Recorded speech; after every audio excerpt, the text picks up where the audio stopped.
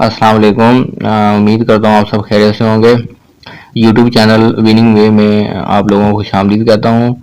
आज का हमारा जो टॉपिक है वो करंट अफेयर्स के हवाले से है, जिसमें आपको पता है कि रिसेंटली पाकिस्तान के अंदर जो है वो चीफ जस्टिस की जो है वो नामजदगी हुई है।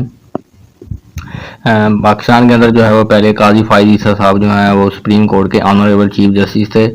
वो उनकी रिटायरमेंट हुई है जी 25 अक्टूबर 2024 में। वो पाकिस्तान के जो हैं वो 29वें चीफ जस्टिस थे। का जो टेन्योर है वो था 17 सितंबर 2023 से 25 अक्टूबर 2024 तक जो है वो पाकिस्तान के ऑनरेबल चीफ जस्टिस के ओहदे पर फायद रहे हैं।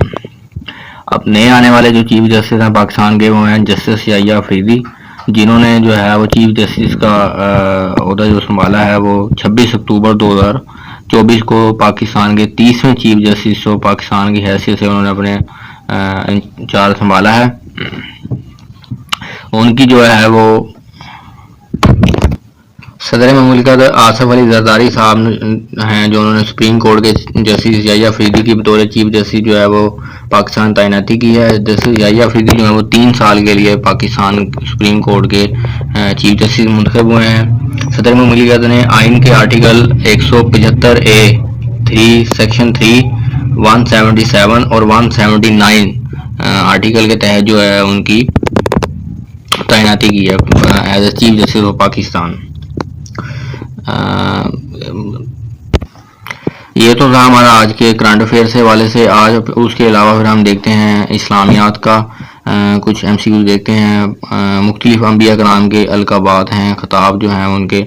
अब्बुल अम्बिया जो है वो हज़रत इब्राहीम अलैहिस्सलाम को कहते हैं, जद्दुल अम्बिया भी कहते हैं इनको। इसी तरह खतीबुल अम्बिया जो है हज़रत शोएब अलैहिस्सलाम को कहते हैं। शेखुल अम्बिया हज़रत नूह अलैहिस्सलाम को भी हज़रत नूह अलैहिस्सलाम को कहते हैं। इसके अलावा इनको आदम सानी भी कहते हैं। अबू अल बशर जो है वो हज़रत आदम को कहते हैं, और अबू अल अरब जो है वो हज़रत इस्माईल अलैहिस्सलाम जो है उनको कहते हैं। साथ में स्पोर्ट्स के हवाले से MCQ है। जो पाकिस्तान ने जो है वो अपने इंग्लैंड को जो है वो टेस्ट सीरीज में 2-1 से जो है वो डिफीट किया है, हराया है। और ये जो है पाकिस्तान का ने तकरीबन 9 साल बाद इंग्लैंड को हराया है टेस्ट सीरीज के अंदर। बहुत बड़ी अचीवमेंट है जी पाकिस्तान की। पहला टेस्ट मैच मुल्तान के अंदर हुआ था, जिसमें पाकिस्तान को बहुत बुरी जो है वो शिकस्त हुई थी।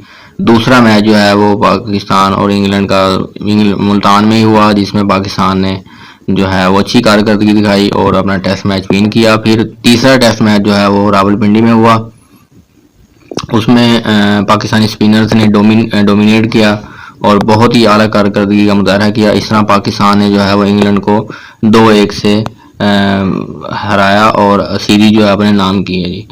मजीद वीडियोस के लिए यूट्यूब चैनल विनिंग वे को देखते रहिए। तब तक के लिए अल्लाह हाफिज़। Thank you.